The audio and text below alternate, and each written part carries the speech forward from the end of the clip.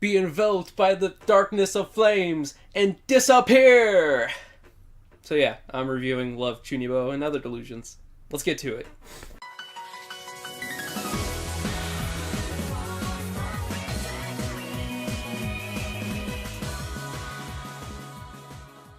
So, first thing we should talk about, well, I guess, welcome to my second anime review. Second one. I was kind of scared that I wasn't going to be able to do this. But let's jump right into it. Let's talk about plot first.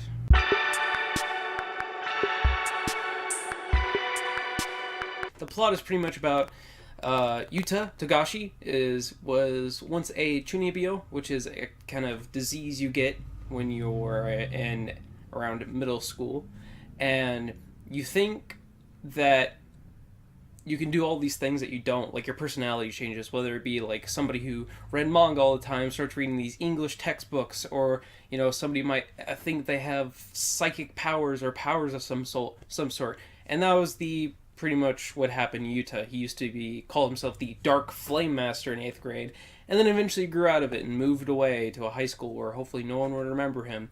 And that's where he runs into another Chunibyo in high school named Rika Takanashi. There we go. I said that right. And as Rika learns about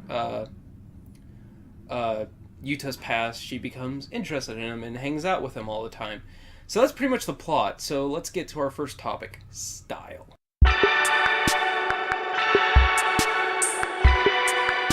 I really like the style of this anime.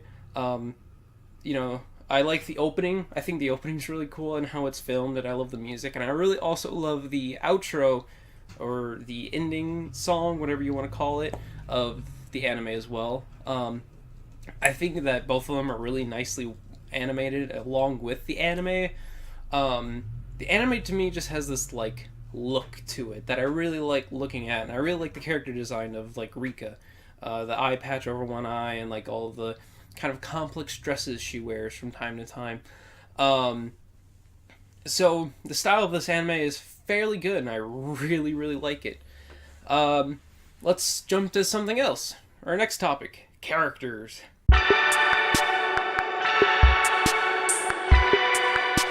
So characters, hopefully I'll be able to kind of dwell on a little bit more. With this review, I don't want to be I don't want to give away too much, because I imagine you're watching these reviews to see if you should watch the anime. I'm not going to spoil everything here. I'm going to leave some things to be discovered as you watch the anime. So let's talk about our first character, Yuta.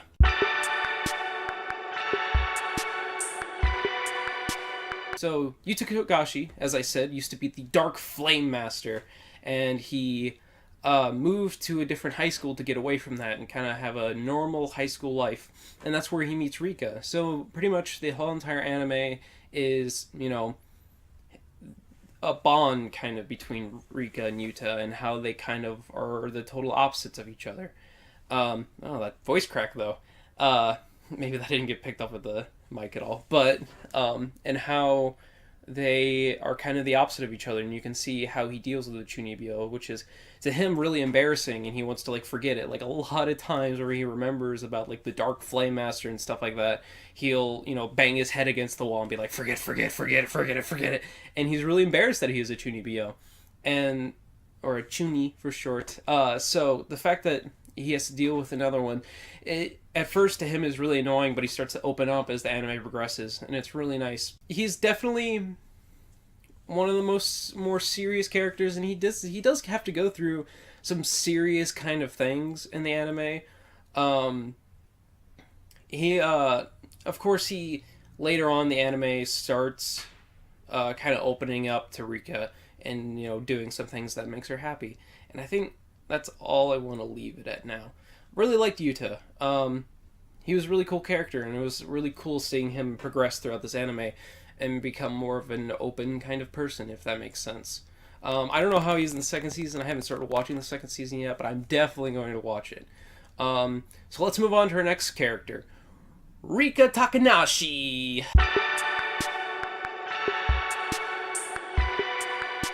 So Rika is a very interesting character to me. She's the one of the two Chunibyos we see in this. Well, one of three. I'll get to that later, or maybe not. That might be spoilers. But Rika is a really interesting character to me because she's the comic relief, but at the same time, all of the major like emotion comes from her.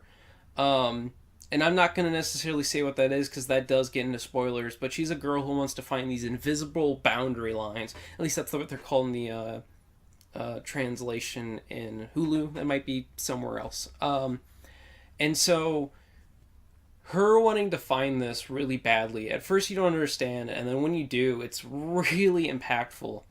And, you know, she's also a Chunibyo, so you have fight scenes from her perspective that are like this.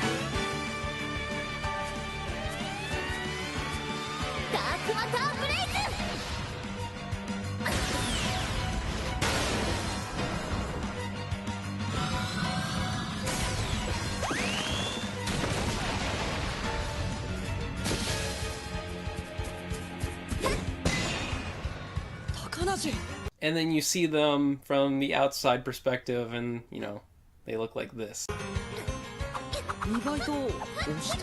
Rika probably has some of my favorite scenes involve Rika, and kind of her alone, and she is a really deep character. And later on in the anime, she changes. I'm not gonna say how, but she changes, and you can tell she's not happy with this change, but she thinks it's, you know, what has to be done. And the ending of this anime, it kind of got me. I didn't cry, but I definitely felt a little emotional when I came to it. Rika, I hope I'm not repeating myself a lot here. I don't necessarily have a script. I kind of wanted to do this a little bit more freeform like I did last week because I was kind of really happy with it. I like Rika. I can't say much about Rika except that what I've said already because I don't want to spoil the anime, as I've said. Rika's a nice character. So let's move on to the next character. Toka Takanashi. That's not Toka, that's Akami from Akami Ga Kill, so could you put the real Toka up? Thanks.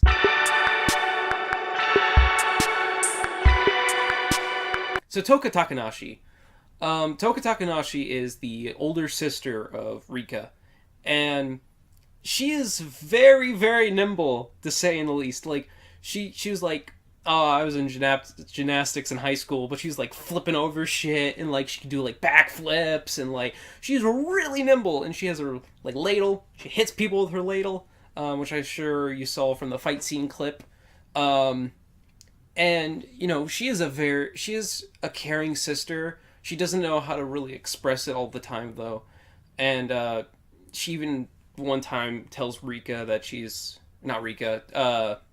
Yuta, that she is embarrassed to kind of like talk to Rika, and because she's like worried about Rika, and she's also another kind of part of where you get all the emotion from, because you know she is kind of tired of Rika acting like this because she doesn't think it's normal. She thinks it's irresponsible to let it keep going, and the way that Yuta, Rika, and Toka all interact with each other is also very interesting as well towards the middle / end of the anime. And as I said, Toka is another character that kind of brings that emotion to the table. And I think that's really all I can say about Rika. Because she doesn't show up a lot. I guess I could say that Rika thinks that Toka is this priestess from this, like, agency. Well, you learn what the agency is.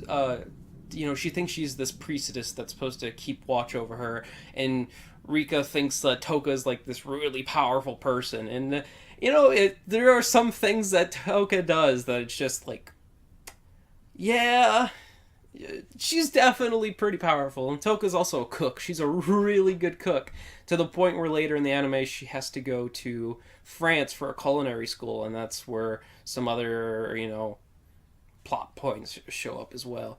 So before I get too spoilery with is that even a fucking word? With Toka, I'm gonna move on to some of the more minor characters. I would say those are the big three. um, characters where a lot of the plot is conveyed around. You know, I guess characters that I'm going to talk about without spoiling a lot of things. So let's move on to Shinka. Oh God, Nibutani.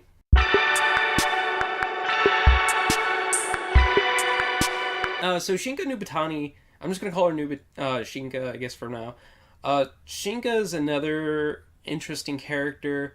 She's kind of, I don't want to give too much away, but Yuta at the very first of the anime, you know, she's like number one in her class. You know, she joins the cheerleading squad for a little bit, granted. And Yuta like is like, oh, I have a crush on her. Like, I want to date her.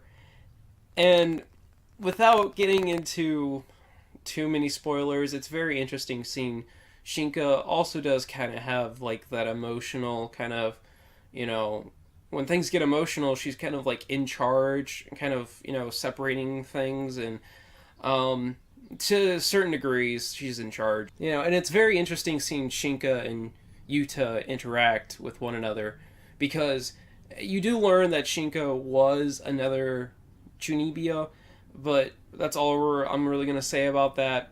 And some weird conflict does show up between her and the next character I'm gonna talk about, Sane Dekamori.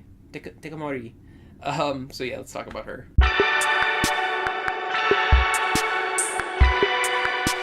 So Dekamori is the second full-blown Chunibyo we see, but Dekamori is actually in middle school, and she refers to herself in like the third person and stuff like that. And she ties these like bags to her hair, and she'll like flip them around, and she thinks it's a Mjolnir, Thor's hammer. We get some cool fight scenes with her as well. Also between her and like Shinka, and like her and Rika, which to Dekamori, Rika is her master. And you know, she looks up to Rika quite a bit. It's really cool seeing her tie those bags around her hair. It's a very interesting concept. She has like these really long ponytails, probably you saw from the picture before. And she swings these bags around and like hits people with them and stuff like that. And she's very into the whole like Chunibyo thing. And but at the same time, she is like top of her class and like really smart as well. Uh, we do get a lot of like character development for her. She does go through this arc, but I'm not going to go to the arc because again, spoilers. Um, so that's really all I can say about Dekamori without getting too much away, which really sucks. Um, yeah. So let's move on to the next character, Makoto.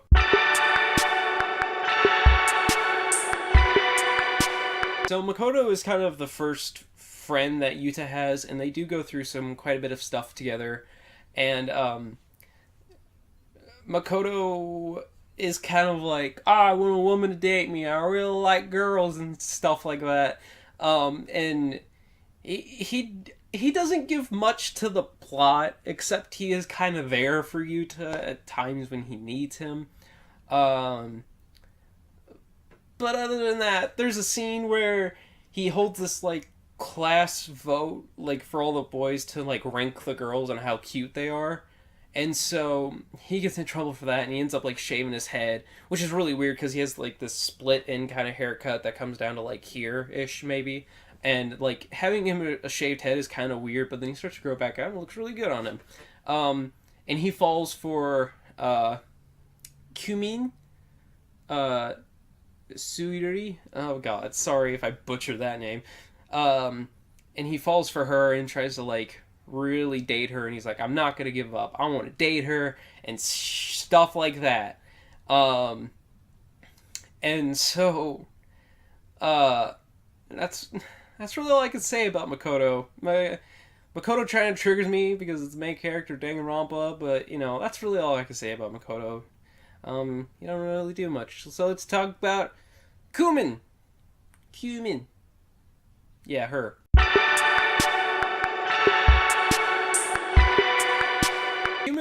Kumin doesn't do a lot. She really doesn't. She sleeps a lot, and as I said, Makoto has a crush on her. So yeah, that's all I can say about her. So let's move on to the dub.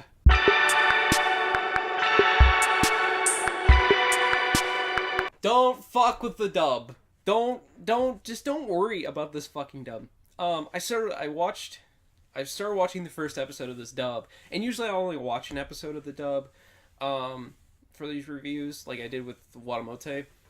Holy shit! I heard Yuta's voice, and I'm like, I guess I can live with that. Let's just hear how they do Rika, and I heard Rika's voice, and just listen for yourself. So our paths have finally crossed at last. My eye is resonating! You know her? No, I don't. How many months, no, years, have passed as I've searched for you? She's confessing to you. I'm so No, jealous. that's not what this is. This is Chunibyo. My eye! That's not good, man. It's not good. I don't like it. I don't like it at all. Like, it's not good. I don't. Just don't mess with the dub. So let's move on to the conclusion.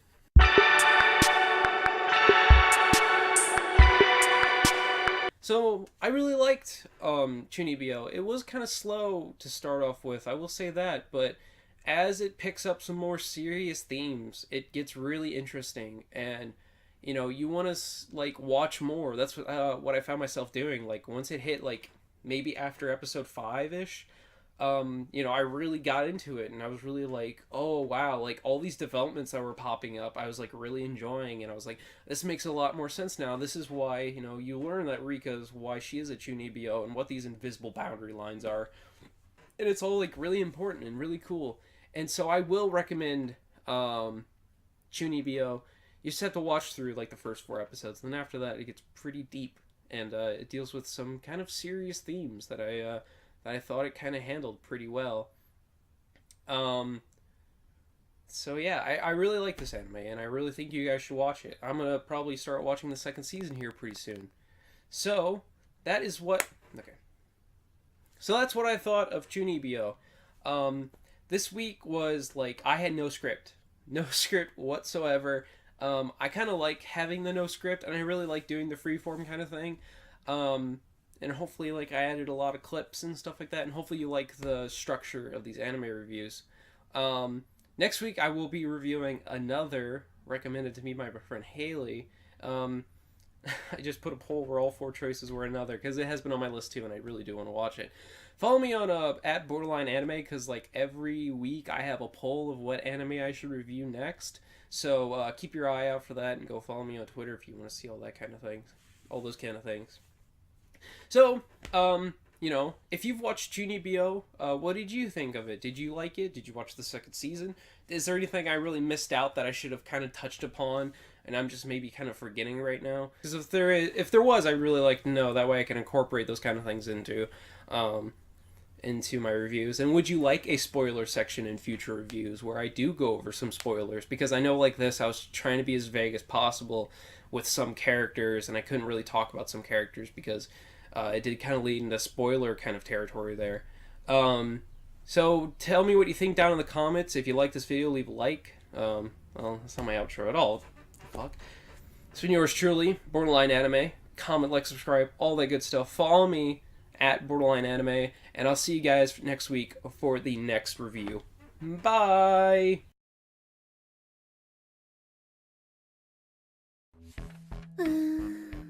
さすがに猫は部員として認めるわけにはいかないよ。しかしキメラは我がサーバント、デコモリと同じ存在。そうです、デコモリと同じです。否定しろよ。他に一緒にやる人いればいいんだけど。実はいる。目には見えないが、そこに協力してくれる霊体が。確かに。本当だ。先輩も乗らないでください。それと実は私の中にもう一人の人格が。待って、出てきそう。おう、ナイスツーミーツ、キャサリンです。この子の中にいるもう一人の人格です。帰るぞ、俺は。すごい。キャサリンさんはどこの国の人ですか？乗っかるのかよ、ナナちゃん。もともとは18世紀のイギリスで生まれました。おお、ハロ先輩まで。ー。Nice to meet you. じゃあ What do you think of リカ？もう一度。What do you think of リカ？お Yes。日本語で OK。It's easy for you to talk in English, right? 目が